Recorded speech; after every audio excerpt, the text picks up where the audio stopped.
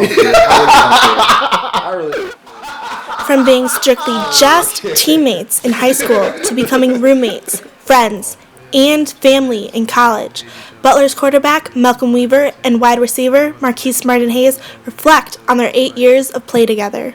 I mean, yeah, it wasn't like we didn't like each other. It's just with everything else going on, we just kind of like met up on the football field, left on the football field. It was pretty much strictly football. I think it was kind of like the start of our actual friendship. Yeah. It wasn't until Weaver and Martin-Hayes signed to Butler where their chemistry on the gridiron finally made its way to their everyday life.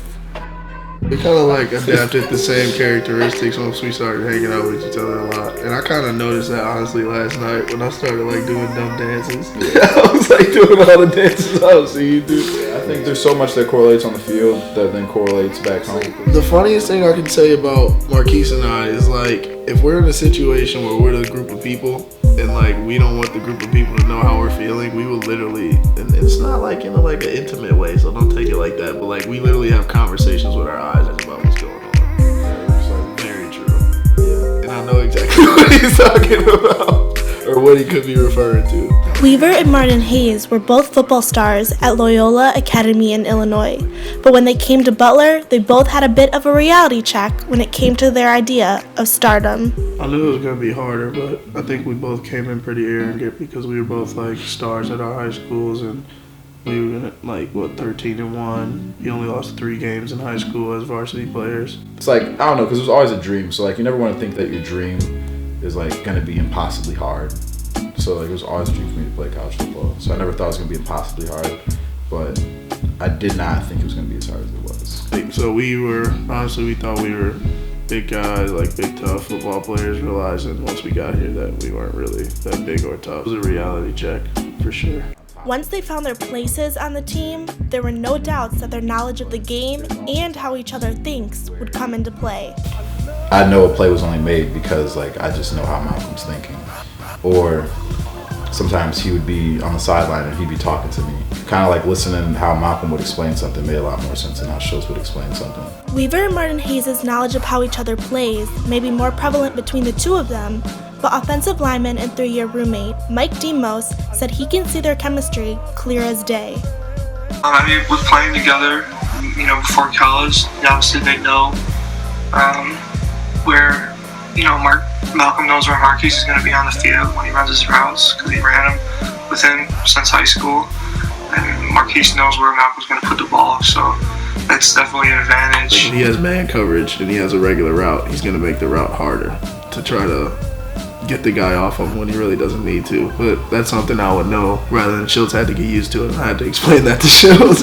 I'd be like, all right, with Marquese, like, he has man coverage and he has to run a slant. He's going to run this and that to try to make the slant look way better than it has to. So just be ready for that. Like, just be ready for little stuff like that. So I just know like that off the field definitely correlates to on the field with Marquese. Weaver and Martin-Hayes' high school coach, John Holasek, said that their work ethic, along with their chemistry on and off the field, makes for a special duo and sets them apart from the rest. They're always working together. They're always doing extra stuff to perfect their craft. It meant something, but their mentality, I think, sets them a little bit more than, just being smart kids. They get it. They understand how to get better. It's work, but good work. Get the good habits. So those guys, you see them. They act almost like brothers. They're cool kids that just natural. They're great people, and it just shows. They've worked together for a long time, and they're special. Weaver was an all-state quarterback in high school, so when he wasn't getting the minutes like his teammate Martin-Hayes was, he took it as an opportunity to learn. It humbled me a lot. I started in high school, like things went great. I was pretty good, and then came to college and realized everybody was like the same speed, for the most part.